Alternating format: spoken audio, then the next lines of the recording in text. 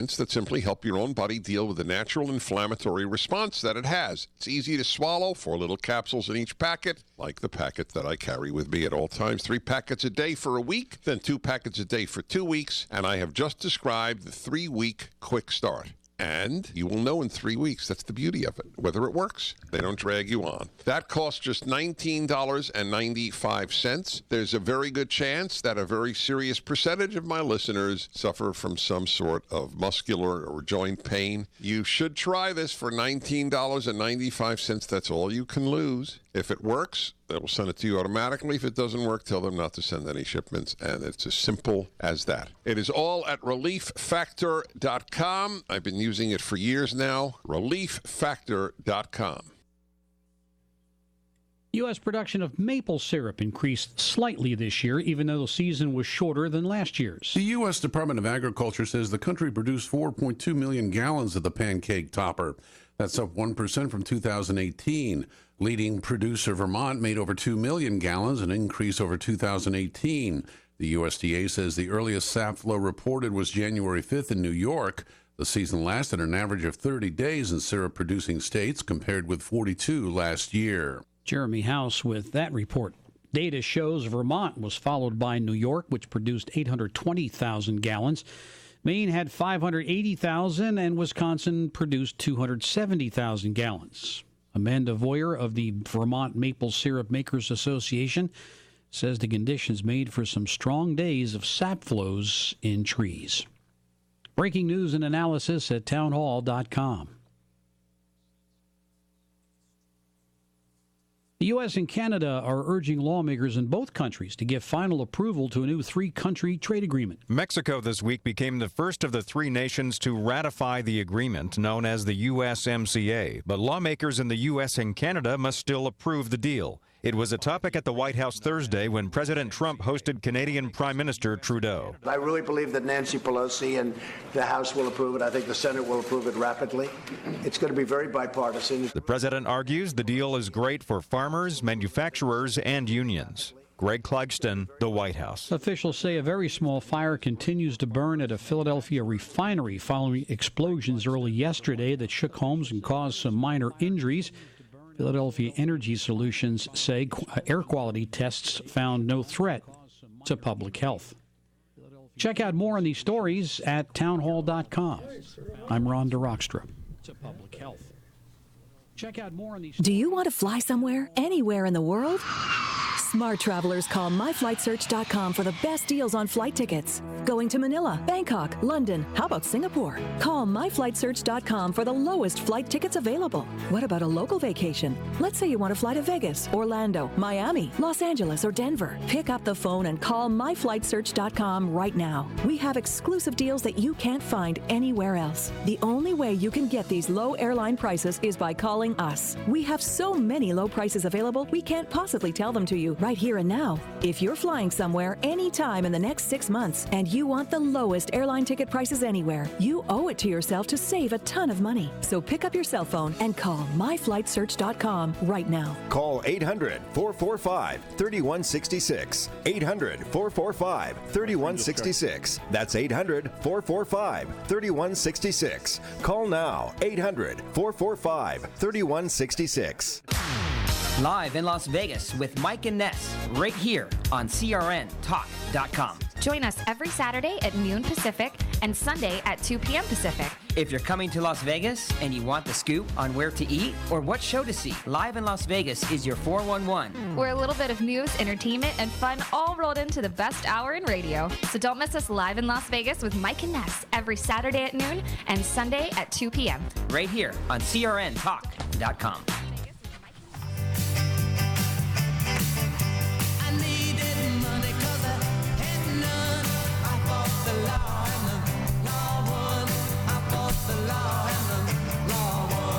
You can try fighting the law all you want, but the law is always going to win. From politicians and celebrities to sports figures and business leaders, they're fighting the law. Now, here to sort out the nation's top legal news stories is America's favorite legal analyst, Royal Oakes. This is the Royal Oakes Show. Robbing people with a 6-gun. I fought the law and the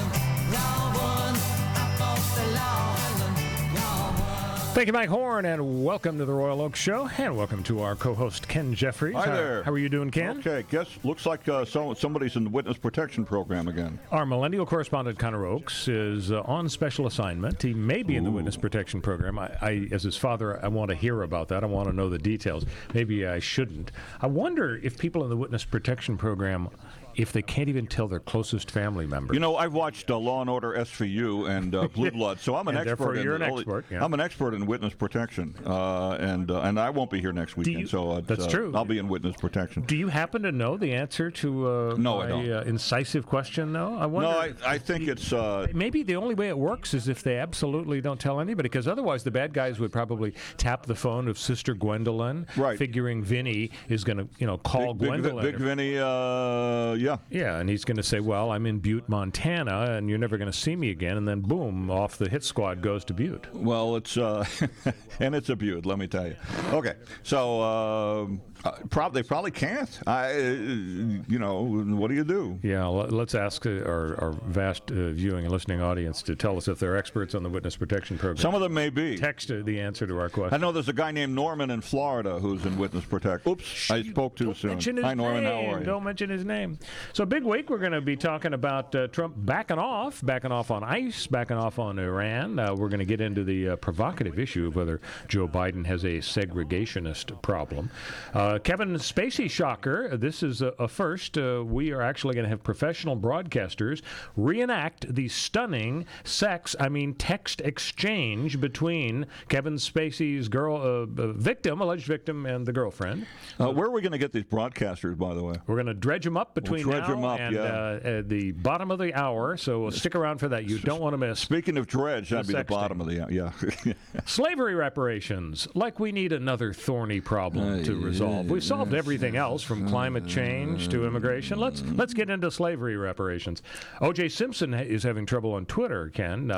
What? Yes, the social media giant, Twitter, is being asked by O.J. to help him. He wants to distinguish himself from the fake O.J.'s, and they're not so sure they want to help him because, after all, he killed those two people. And they don't think he's so distinguished, I guess, or something. I saw Norm Macdonald's special on Netflix. It's called Hitler's Dog.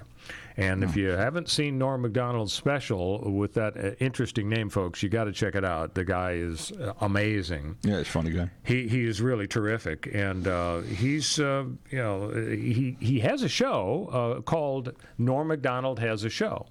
And have you seen it on Netflix? No, but I've heard of years ago they had its Gary Shandling show, which was featured by featuring the late Gary Shandling. No, I've not seen it. No. So he used to do Weekend Update on Saturday Night Live. Of course, started out with Chevy Chase. A lot of snark. He was a very snarky guy and all that. But really funny. I thought he did a fantastic job. And one of the problems he got into, people say he got fired from Saturday Night Live because the boss of NBC at the time, Ohlmeyer, I think was his name, was a close friend of O.J. Simpson's and did not like the fact that the whole world was making fun of O.J. for, killing two people. Yeah. And McDonald was especially vicious in his jokes. And in fact, the Saturday night show after O.J. was found not guilty of murder, Norm Macdonald began the newscast, the fake newscast on Weekend Update by saying, okay, ladies and gentlemen, it's official. Murder is now legal in California.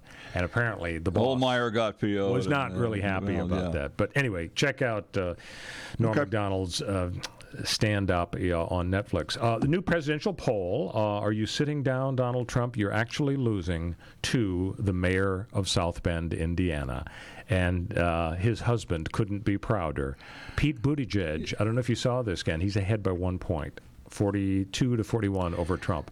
I mean, if Trump can't beat Pete Buttigieg. Let me tell you.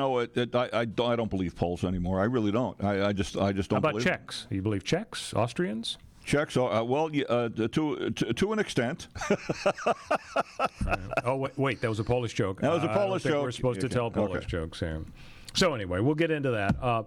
And we are going to dissect the amazing year of 1969. 4 of the biggest events, in a way, in world history, but definitely in American history. 5. Well, what I'm getting at is within the space of 4 weeks in 1969, there were 4 events that, of course, I didn't live through because, I wasn't even born in 1969, but you were, so you can give us firsthand knowledge. You weren't born in okay. Well, maybe I was technically.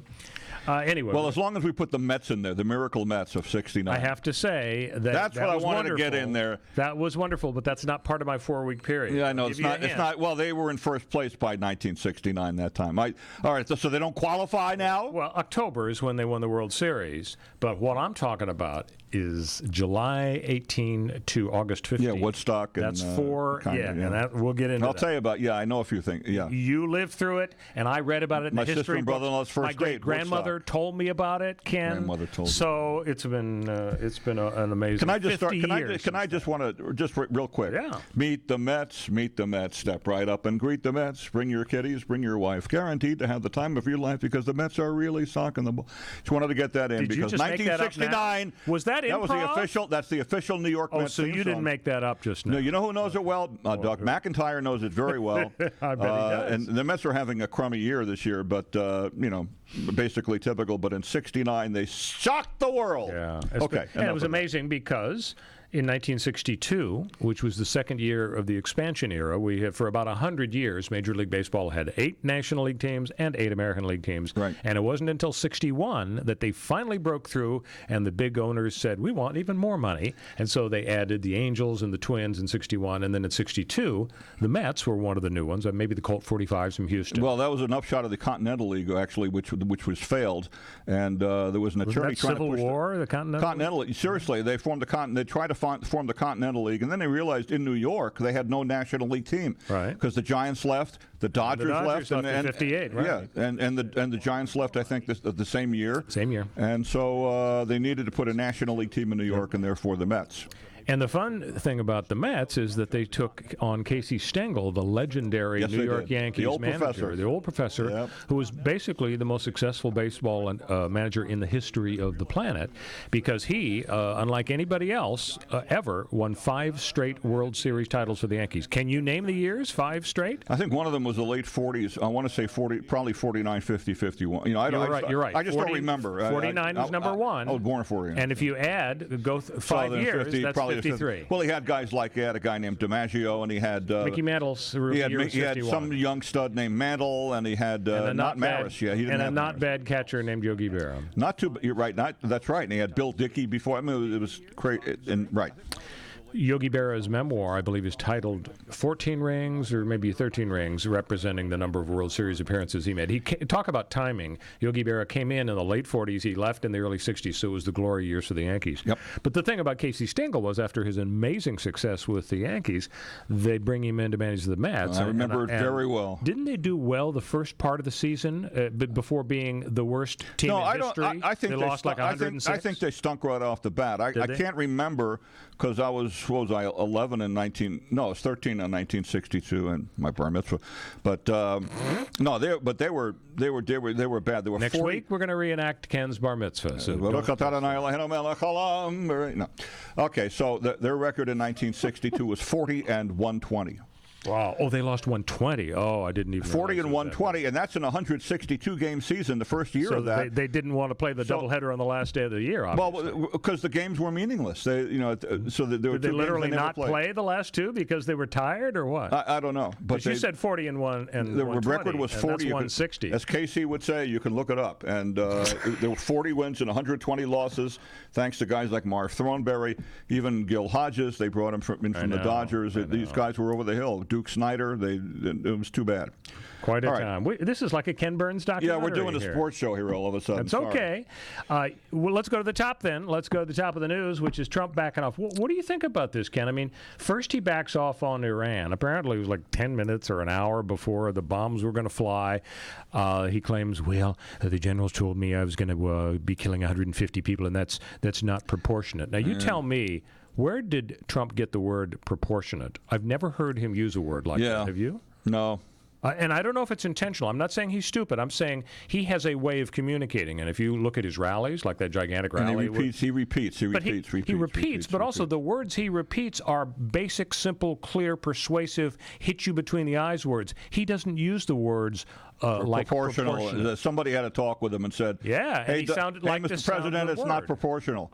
So he said, no, I'm not going to go for Iran. And then you fill me in on the details on this ice. I've just been getting broke sketchy. this morning as we do the show, yeah. So there were going to be raids, ice raids, immigration and customs enforcement tomorrow folks. On Sunday, and now so they're what's not. his excuse for backing off? Well, from what I understand, he called them off for 2 weeks at the request of Democrats, if I have this right, because this is kind of new to me too, and at the request of Democrats, so they can hammer out a deal on immigration. I think. Wow, how peculiar. So you know what? But he seems to again, once again he backs off. He announces something, he threatens something, and then he backs off. Threatens and backs off. My question is, how much longer can he do this? Is this his MO? Is this the art of the deal? But he's not really known for threatening and and backing off, though. He's known for being impetuous. He's known for bullying through and saying, I'm going to have the immigration ban. And then he doesn't. Well, he more often than not has done it, but the court slaps him down. For example, the immigration ban. Well, this time he slapped himself down. I mean, yeah, so that's weird to me. It's almost as if somebody is getting to him. You either do it or you don't. I mean, it's like, this is what he's running. He's running the presidency with his gut, I think. So let's talk about whether Laura Ingraham may have some undue influence with the president. Hey. Because Thursday evening, Laura Ingraham was doing her regular 1-hour show on Fox, and I was watching it. Because my cable is stuck. It's only on Fox 24/7. Yeah, I can't change the channel. I keep trying to change it to MSNBC, and it just won't go. The tuner won't go to the left. It won't go to the left. So Laura Ingraham on Thursday evening in her monologue said, Mr. President, do not get us into a war with Iran. You are going to win next year. The economy is going through the roof. The regulations are being dismantled. You are draining the swamp.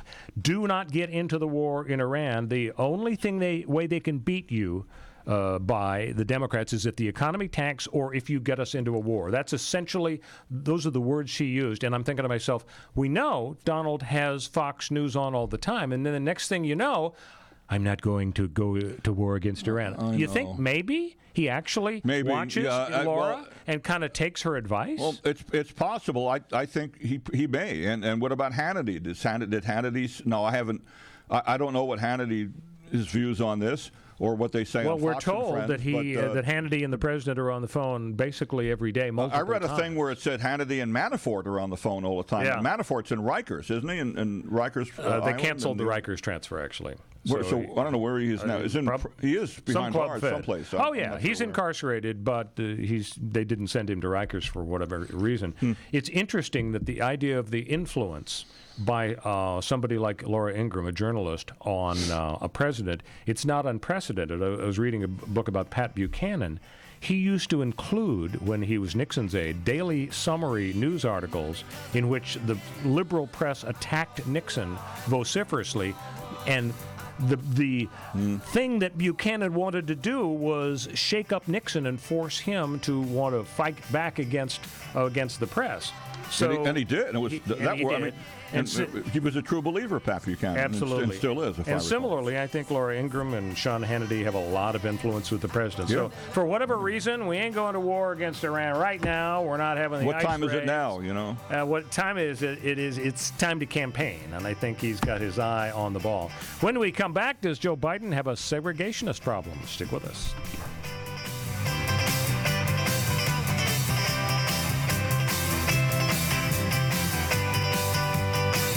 We'll be back on CRN with the Royal Oak Show. Is getting a full night's rest a struggle because your sheets won't stay in place? Do your sheets make you hot at night, causing you to toss and turn? I've been there, but not anymore. Thanks to MyPillow's Giza cotton sheets, I'm getting a full night's rest without the hassle of fixing my sheets.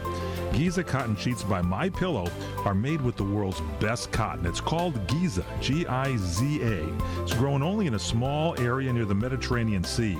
Its cotton is so super smooth and breathable, and they're extremely durable, made with deep pockets that'll fit over any bed. And just like those My Pillows we love so much, our Giza sheets are made right here in the USA with 100% machine washable and dryable cotton. Go to MyPillow.com and order your Giza sheets today and receive 30% off and free shipping when you use the promo code WINNER. That's right, free. That's MyPillow.com and promo code WINNER. Get yours today. Go to MyPillow.com, promo code WINNER. Hi, everybody. Michael Horn from CRNTalk.com. You know, we provide you with the best in talk radio. 8 channels of talk radio, from radio on the left, radio on the right, sports talk, business talk, religious talk, Spanish talk, you name it, we've got talk radio for you. All at CRNTalk.com.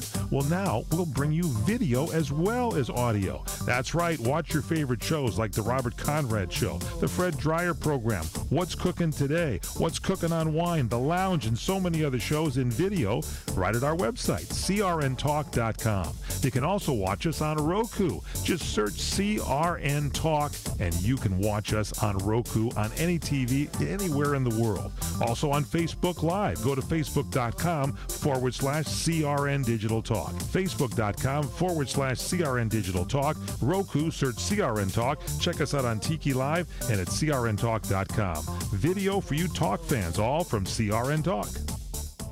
Balance of Nature's fruit and veggie capsules contain 100% fine-ripened fruits and vegetables, tested pure with no pesticides, fillers, or additives of any kind, and are the most effective whole food supplements on the market today. You might ask, how can over 10 servings of 31 different fruits and vegetables fit into 6 vegetarian capsules? Fruits and vegetables are on an average 85% water. Balance of Nature uses cold vacuum technology to remove the water, leaving only the whole food. We don't use any heat, air, or light drying methods that damage nutrients. Our cold vacuum technology maintains 99% of the fresh fruits and vegetables' original nutritional value.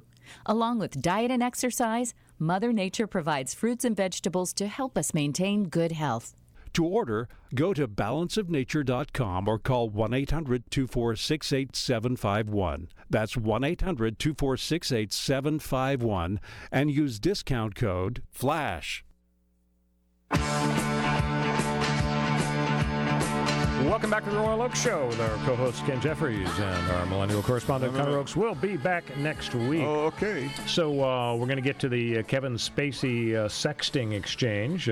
Actually, we're going to have professional broadcasters reenact the exchange between professional Kevin broadcasters. Spacey's alleged victim and the girlfriend of the alleged victim.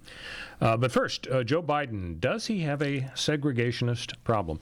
As I understand it, Ken, and maybe you have noticed this, but I hadn't noticed it. I guess I'm not that big a Joe Biden buff. For years, Biden has had, as part of his standard stump speech, a story he has liked to tell about the fact that he's a wheeler dealer in Washington. He reaches, hands across the river. He knows people. He's a handsy guy. He's a handsy guy. He liked to smell Strom Thurmond's hair. Whatever there was left of it. I remember, yeah, kind of. So he's been bragging in the speech, and it may be a really good thing that he has the ability to mix it up with folks he doesn't really agree with to accomplish things so that you don't have gridlock in Washington. And it's been part of his speech to talk about the fact that he has dealt with these yucky segregationist kind of guys, the Robert Byrds of West Virginia, the Herman Talmadge, and John Stennis, who, were just like George Wallace, basically. Segregation today, tomorrow, forever. I remember those guys, yeah. And so, for whatever reason, he decided to go with this theme again in a speech a few days ago, but he changes the wording up a little in a way that exposes him to a lot of criticism. It's basically another gaffe. What he said, what he normally says is that, I dealt with these guys and they would call me son. Well, here in the speech this week, he says, I used to deal with these segregationists. They didn't call me boy, they called me son.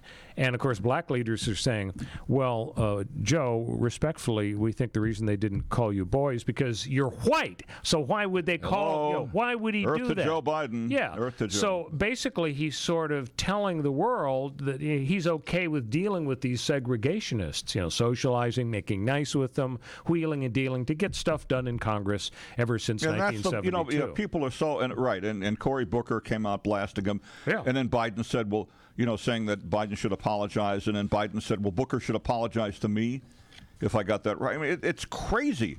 And well, Biden's the front runner, and I got to think that the challengers are getting a little frustrated because lately, for example, Biden's got a big 32-15 lead over Bernie Sanders.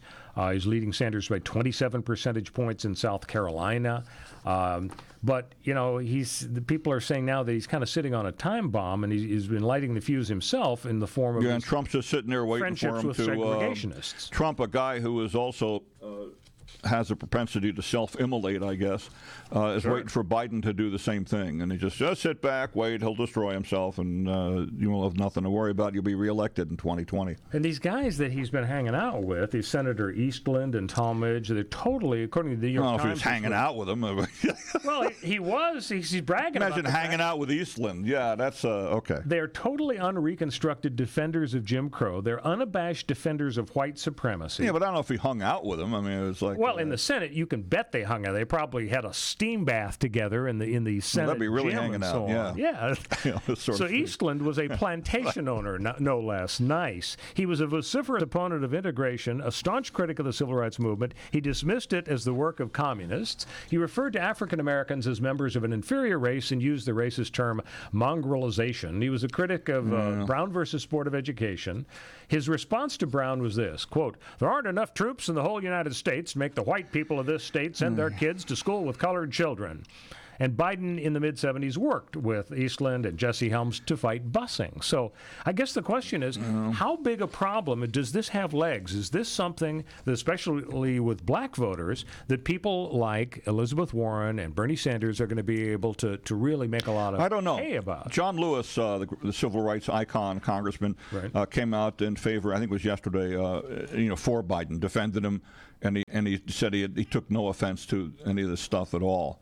And I think you have to consider the entire person. I mean, it's this to me it's nitpicking, but who knows? Yeah, but there's more terrible language here that I think a lot of voters would not consider nitpicking. Mr. Byrd from West Virginia, Senator Byrd said, "Rather I should die 1,000 times and see Old Glory trampled in the dirt, never to rise again, than to see this beloved land of ours become degraded by race mongrels." But Biden wasn't one of them. And I mean, Byrd was an old KKK guy, wasn't he? I mean, it's like...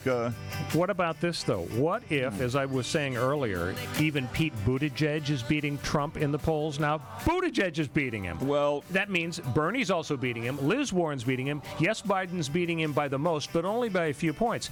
Don't you think if the Democrats feel like any of us can beat him, they're going to say, why should we go with the old white guy, Biden? The first debate is like in a couple of days, right, between the 8,000 Democrats that are running right now. It's going to be fascinating to see whether or not they all pile on against Joe Biden, kind of the way the Republicans tried to pile on it against Trump, and they couldn't get it done. Hey, when we come back, the Kevin Spacey sexting transcripts, Ken and I are going to do our best to interpret exactly how the alleged victim and his girlfriend felt.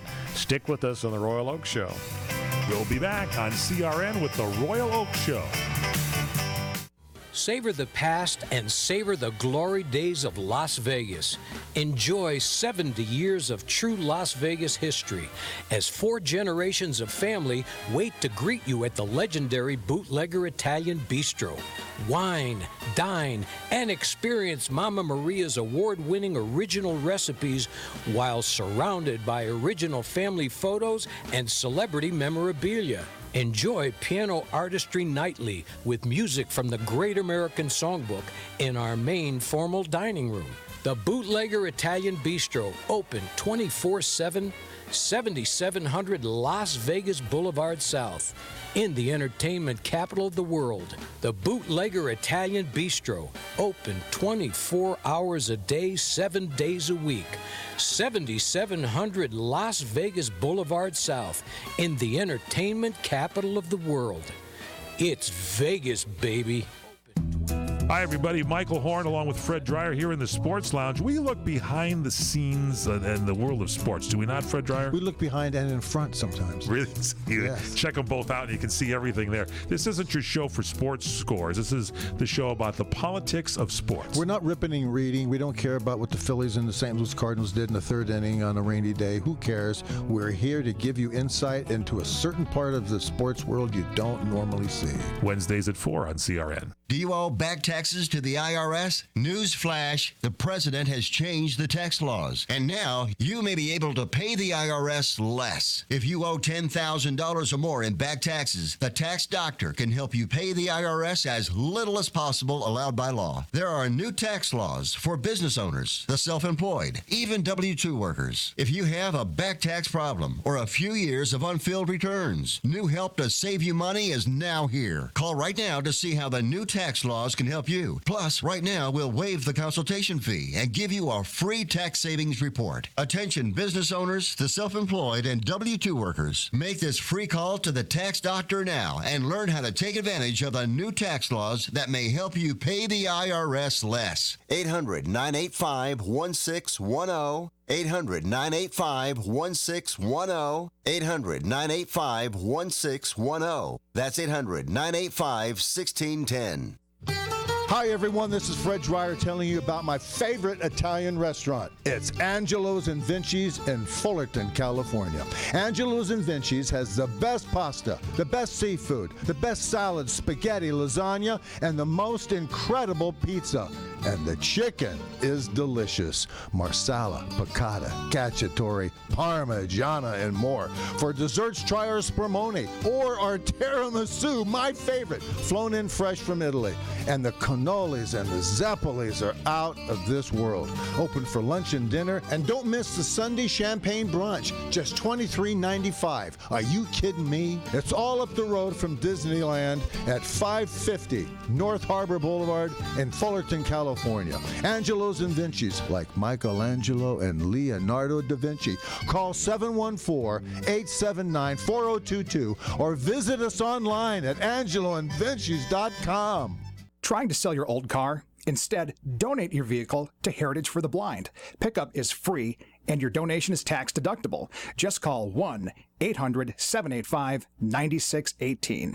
Heritage for the Blind accepts cars, vans, trucks, and boats, whether they run or not. Call right now and receive a free 3-day vacation voucher to over 50 locations. Call 1-800-785-9618.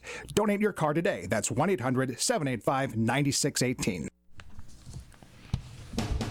Welcome back to the Royal Oak Show with our co-host Ken Jeffries. Our millennial correspondent Connor Oakes will be back next week. Doing That Thing You Do. It's a wonderful Tom Hanks song. Oh, it's a great. Tom Hanks actually sang. Did he write that song? I don't know. He wrote. I think he wrote the movie. Well, it was a great. I thought it was a great film, and it was so much fun. So much fun. One-hit wonders for sure. The Wonders, yeah. The Wonders. The O-Nighters, as they used to. Well, anyway. Yep. So a little later in the show, we're going to dissect the year 1969. 4 of the biggest events in American history and, to a degree, world history, all happened within the space of 4 weeks. Yes, excluding the Mets. Okay, excluding the Mets. The Mets were in October 1969. July and August 1969, we'll get into the 4 events that shaped history.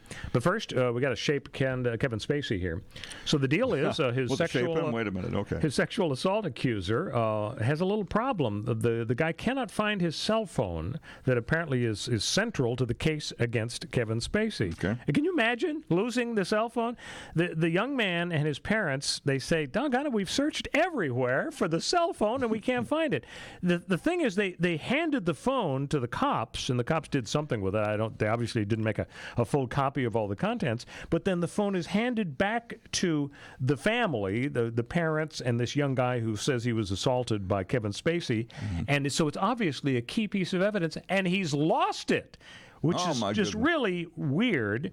So apparently Alan Jackson, who was, of course, a famous former deputy attorney, district attorney here in Los Angeles, and who prosecuted, I think, both of the Phil Spector manslaughter Alan trials. Jackson, okay. So he's now a criminal defense attorney. I just know him as a country singer. There's another guy named There's another Alan Jackson. And an old anchor for CBS Radio back in the 60s. So Jackson is Kevin Spacey's lawyer, and he says the accuser apparently deleted messages between himself and his girlfriend from his phone before sending screenshots to a cop, and so this is a big deal. So now they have released a transcript of the texts between the alleged victim, who's sitting there at the bar. He's a busboy working at the bar in Massachusetts. He's claiming that Kevin Spacey's coming on to him. He's off duty now, and now he's sitting there at the bar where he works having a drink with Kevin Spacey. So Ken, you'll be playing the part of the girlfriend. I will be playing the part of the alleged victim, and so I'll start. Who out plays the Spacey? exchange. Is Spacey not? He's implied in this, right? Yeah, he's just implied. He's hovering like a miasmic so cloud. I play where it says alleged victim. That's where I come in. Right? No, that's me. You're the girlfriend. Oh, that's right. You're the alleged victim, Right. and So- I am. I'm where it says girlfriend. There you go. That's it. You can tell how much rehearsal we put into this. We're on it with the script. So I'm going to start. This is what the alleged victim said to the girlfriend. Like he's hanging around me in the bar. He got my number and he asked me to come out with him. Are you kidding? I don't think her voice was quite that high. Okay. I think it was more medium. Are you kidding? That's better. Yeah. What? Sounds like he's hitting on you. I think he is. He's grabbing my leg and blank. Now, ladies and gentlemen, blank here refers to an expletive. Okay. You can just fill in your own. It's one of your other legs. Okay. Are you trying to tell me something? Being gay is okay. I'm not gay, but I think Spacey is. Ha ha ha ha ha. Ugh, literally so jealous. Please take a selfie with him at some point. No, I'm serious. Now, he's totally gay. Wait, what? For real? He's grabbed my blank like 8 times. He's pissed. I'm texting. I told him I had a girlfriend. And it says message with 5 face emojis that aren't legible in court filings. I thought you were serious. Taking advantage of my gullibleness. Ineligible face emoji. Ugh. Ha ha.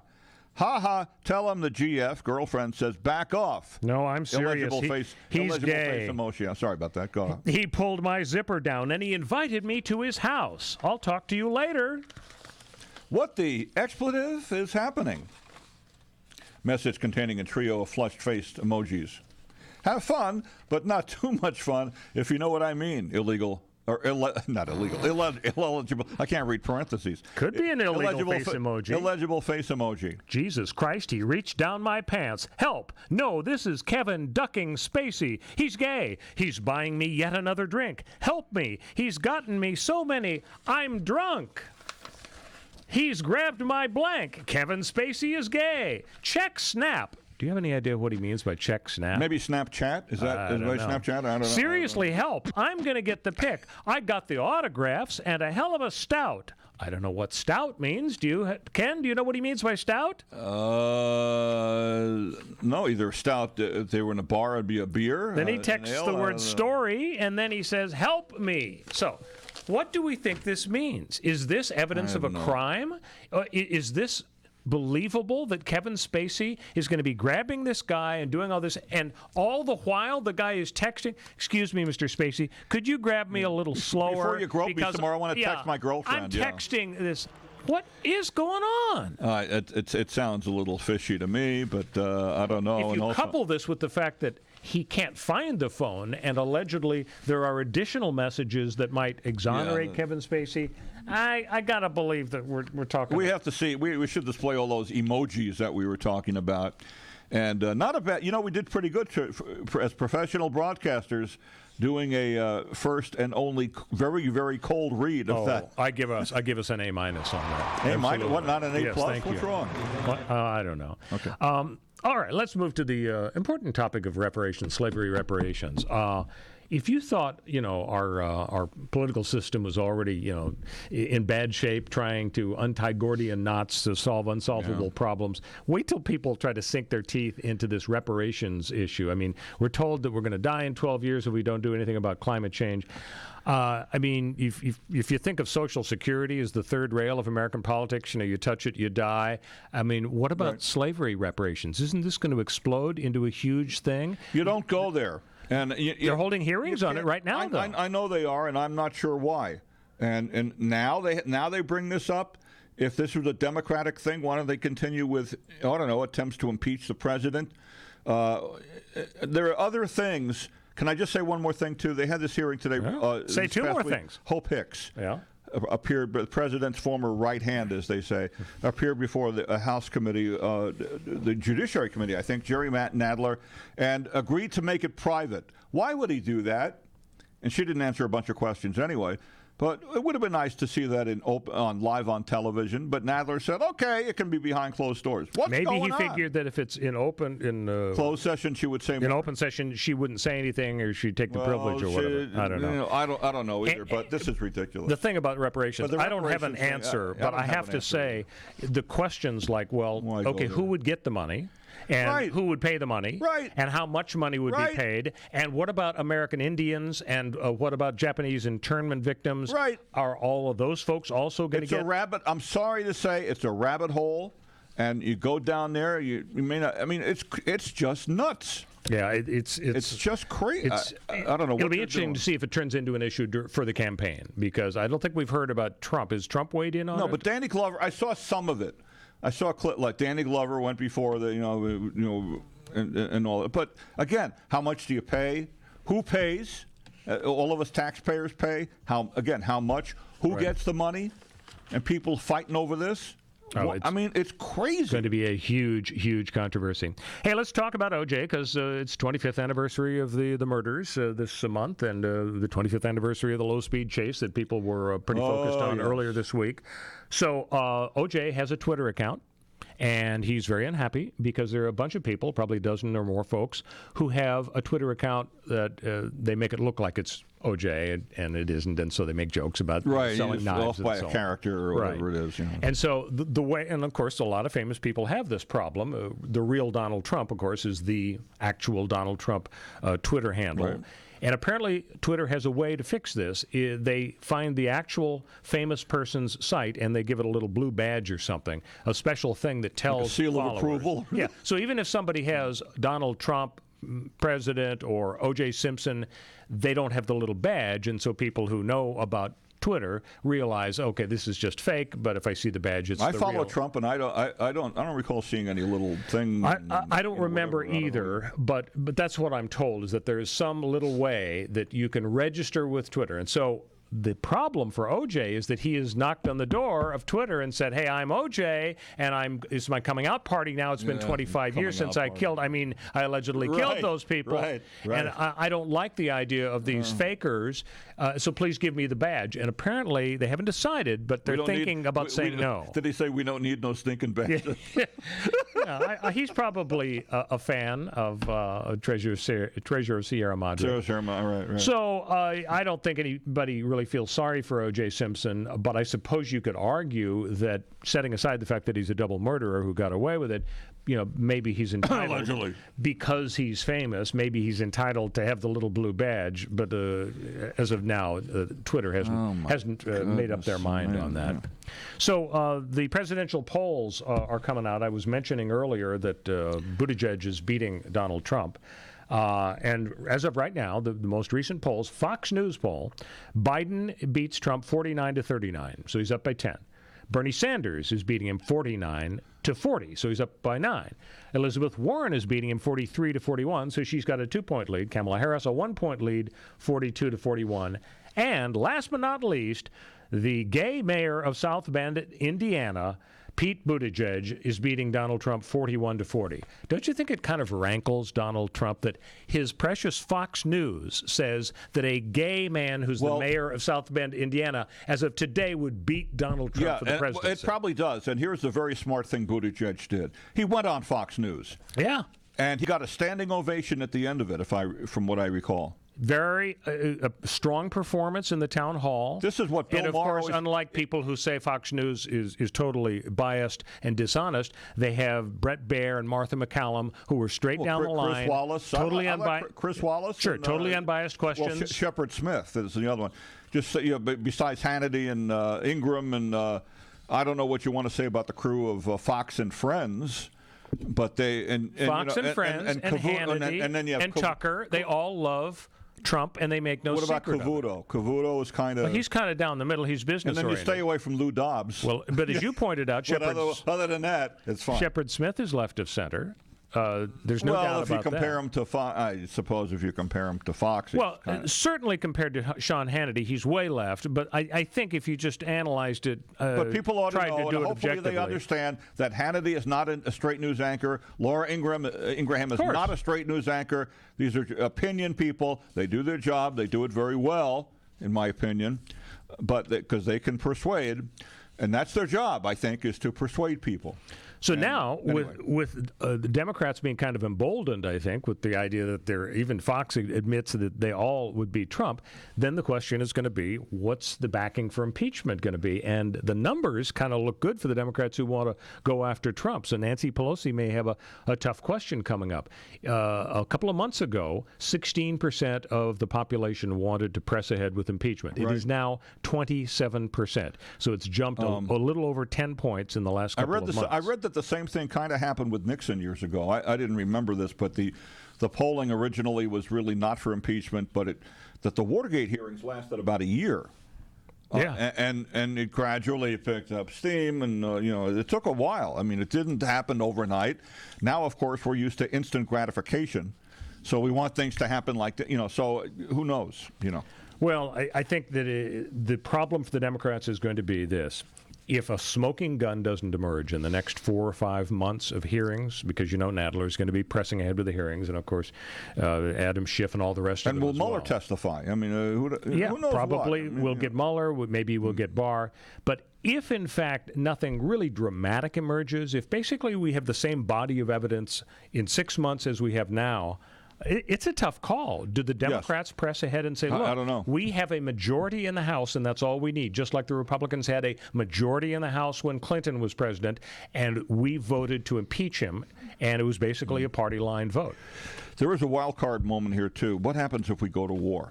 And that's, to me, that would be a wag the dog moment. You're talking about Iran or something else? Yeah. Well, right now with Iran, but it could be anything. And he's the president, and he can do it. Yep. And he can go around Congress. Usually Congress is supposed to declare war. We found out that ain't the case anymore, generally speaking. And so we don't know that yet. There are a lot of things we don't know yet. Well, one thing we know is what happened in 1969. And yes, so we're thinking about the 50th anniversary of 1969. A lot of documentaries are coming out. Nice segue, by the way. Last year on the show, we talked a lot about 1968, which was a pretty amazing year between Robert Kennedy being assassinated, Martin Luther King being assassinated, Nixon being elected president finally after all his tries, Lyndon Johnson bowing out. It was, and the Vietnam War heating up. It was an amazing year, but I got to say, it was just like a warm-up act for 1969. And so the 50th anniversary of 69 is upon us in 2019. I want to go through just a few of the headline items.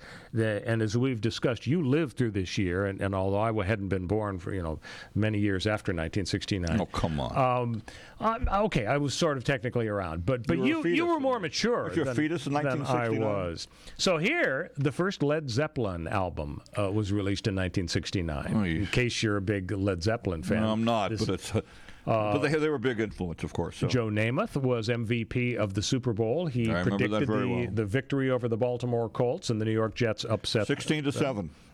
Very good memory. That was the score. How did you remember that? Because I lived in New York. And everybody was obsessed with it. The Jets are champions of the football world, was the way Merle Harmon described it. Remember the score. On WABC radio in New York, which the games were on WABC in New York. Do you remember the score of the Mets' winning game in the World Series in 1969? No, but they won the series 4 games to. They won it 4 games to 1, if I recall. They lost the first one. It was a 5-game series. They lost the first one to Baltimore, and then they won the next one. Well, anyway, it's pretty impressive that you remember that. Richard Nixon sworn in as president. The 1969 Santa Barbara oil spill, 90,000 barrels of crude oil. The Beatles gave their last public performance on the roof of Apple Records in London. I don't know if you've seen the video of that, but that's on YouTube. The very last time they ever performed together, where they were fed up with each other. The last issue of the Saturday Evening Post was published in 1969. So how sad is that? And then we went to the moon. Yeah. Oh, yeah. We're getting to that. We're working through the year. April, the Montreal Expos debuted as Major League Baseball's first team outside of the United States. Warren Burger was sworn in as Chief Justice. The Stonewall riots in New York City mark the start of the modern gay rights movement in the U.S. When we come back, the 4 things that happened in July and August that made world history in 1969. So stick with us on The Royal Oak Show. We'll be back on CRN with The Royal Oak Show. Hi, everybody. Michael Horn from CRNTalk.com. You know, we provide you with the best in talk radio. 8 channels of talk radio, from radio on the left, radio on the right, sports talk, business talk, religious talk, Spanish talk, you name it, we've got talk radio for you. All at CRNTalk.com. Well, now we'll bring you video as well as audio. That's right. Watch your favorite shows like The Robert Conrad Show, The Fred Dreyer Program, What's Cooking Today, What's Cooking on Wine, The Lounge, and so many other shows in video right at our website, CRNTalk.com. You can also watch us on Roku. Just search CRN Talk, and you can watch us on Roku on any TV anywhere in the world. Also on Facebook Live. Go to Facebook.com/CRN Digital Talk. Facebook.com/CRN Digital Talk. Roku, search CRN Talk. Check us out on Tiki Live and at CRNTalk.com. Video for you talk fans, all from CRN Talk. If Ernest Hemingway was alive today, would he say this to you? Shakespeare, Mark Twain, Edgar Allan Poe, all great writers. And after reading your book, I simply must add you to the list. Wait, you don't have a book yet. So make a free call to Page Publishing. Their expert staff can help you turn your book idea into a real book, a masterpiece that could someday make the bestseller list in hard copy and digitally all across the world. Page Publishing can help you completely take your idea for a book, write it, and publish it. So if you want to join the ranks of some of the most famous authors in the world, call now for a free information kit. Turn your book idea into publishing gold. Make a free call right now to Page Publishing. 800-378-3212. 800-378-3212. 800-378-3212. That's 800-378-3212. It's the big names, it's the big stories, it's what everybody is talking about, and you got it right here with Bill Martinez Live. The Republican leadership on Capitol Hill gave the president a hall pass on debt ceiling. He gave him a hall pass by passing continuing resolutions. They basically allowed the Senate to ignore the House of Representatives. Everything's coming to fruition now with a new 4 years for President Obama. Join us every Monday through Friday morning, 9 to 11 Eastern Time, right here on CRN Digital Talk. Trying to sell your old car? Instead, donate your vehicle to Heritage for the Blind. Pickup is free, and your donation is tax deductible. Just call 1-800-785-9618. Heritage for the Blind accepts cars, vans, trucks, and boats, whether they run or not. Call right now and receive a free 3-day vacation voucher to over 50 locations. Call 1-800-785-9618. Donate your car today. That's 1-800-785-9618. Welcome back to the Royal Oak Show with our co-host Ken Jeffries. You can't always get what you want. Which, right. by the way, is the theme song for all of Trump. But it's all the theme song for all of Trump's appearances, which is very strange. I bet he paid the big bucks for that. Mick Jagger sold out. He didn't pay anything. So our millennial correspondent Connor Oakes will be back with us next week. We're talking about 1969. We're talking about the 4-week period in which 4 things happened that are just off the charts huge in world history and American history. And the first one in order, July 18, 1969, Chappaquiddick.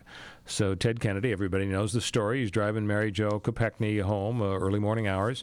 And, you know, the really horrible, scary part of the story is that, you know, people have come forward, and you don't know who to believe because there are a lot of Kennedy haters, but people have come forward and said, probably she lived for at least an hour in an air bubble, and if he had gotten help right away, she could have been saved because supposedly he dove in and tried desperately to get her out, couldn't, and then off he goes and contemplates his political future and goes to a motel. Not a good look for Teddy. No, and if in fact that's what happened, that makes it all the more horrendous. I mean, it's awful no matter what, but the idea that she could have lived, it's just incredible. So that was the first incident. The second incident of the 4 in July and August of 1969, of course, the moon landing.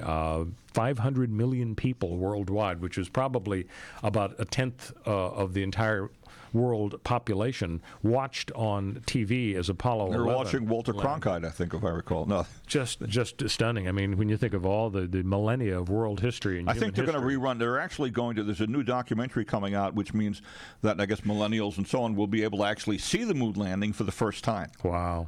I bet a lot of people have not seen it. I mentioned earlier Norm Macdonald. He's got a great thing in one of his his new Netflix show where he talks about how Neil Armstrong, of course, was the first man on the moon, and he said that's one small step for man and one giant leap for mankind. And some people criticized him because they said, well, man and mankind really mean the same thing. You should have said for a man. You know, it's a little picky when this incredible moment. Actually, in human history. I think he said that. I think Armstrong did say a man. No, he said he left the A out. I've read. We'll get it up on Wikipedia. It could have been the radio transmission or something that was scratchy, but the thing that Norm Macdonald talked about is the poor Michael Collins. He was in the thing orbiting. He never went. He didn't. I don't think he didn't get to land. No, he didn't. It was the module that landed with Buzz Aldrin and Neil Armstrong. Right. So that was the second event. The third event was another tragedy, and that's the Manson murders. August 9. Manson sent his acolytes out, and they ended up killing Sharon Tate and several other people, Abigail Folger, and so on. And then the fourth and final event in August 1969 was the Woodstock Festival, which people are still talking about. Oh, sure. Just totally historic. And they're still trying to get the 50th anniversary together. There were reports that they were going to have it. Now they're not going to have it. They're going to have it. Now they're not going to have it. So we don't even know. Yep. So let's fast forward back to today, because we wouldn't be a Royal Oak show if we didn't beat up on AOC. What is it with her comparing the border stuff by Trump to concentration camps? I saw a full-page ad by a Jewish group saying this is shocking. It might have been stunning. the ADL. I'm not sure. I don't know what the name was, but they were making the case that this is despicable. And it's been in my synagogue has been people in my synagogue have been talking about it and stuff, and I don't know. I'm not sure what she meant. Well, she's just a professional agitator. And you tell me, maybe you know more about the voting situation. I don't think she speaks for the Democratic Party. But I could be wrong. What about the idea that there are Jewish voters in her district there in Brooklyn who, when she comes up for re-election, are going to say, we're not going to forget the despicable stuff you did to demean the horrendous nature of the Holocaust and the concentration camps by using it as a political card to play in terms of the immigration controversy? Well, let's see if they vote. Wow. Final issue, folks. Dominican Republic, Minister of Tourism, I think that he's a little like the mayor in the movie Jaws. 11 mysterious deaths of Americans in the Dominican Republic, and he's saying, oh, this is being blown out of proportion. The water is safe. Go back in. I ain't visiting the Dominican Republic. The mini bars down there. Yeah. Until they solve their problem of killing 11 Americans. Hey, ladies and gentlemen, thank you for watching. We'll see you next week on the Royal Oak Show. Have a great week. Which was most appropriate because that was your theme. Are you tired of hearing your favorite talk radio show sound like this? If you could hear your favorite shows in crystal clear, high-definition digital sound,